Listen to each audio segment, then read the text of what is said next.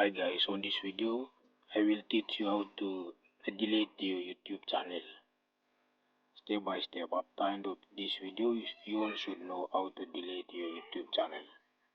To delete your YouTube channel you should have YouTube Studio or YT Studio.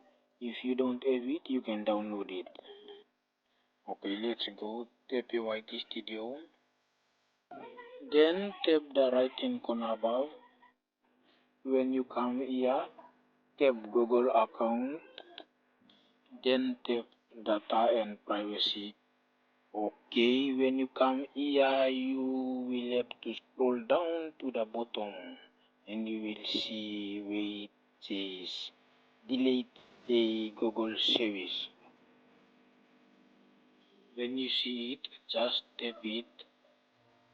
When you come here, tap continue and you will go to the verification process, and in the verification process you should enter your password that you usually use to open your phone or unlock your phone. When you come here, tap YouTube. Finally, tap I want to permanently delete my content. Then you are done. So please do subscribe to my channel so you can stay tuned for the upcoming YouTube tutorial. Thank you.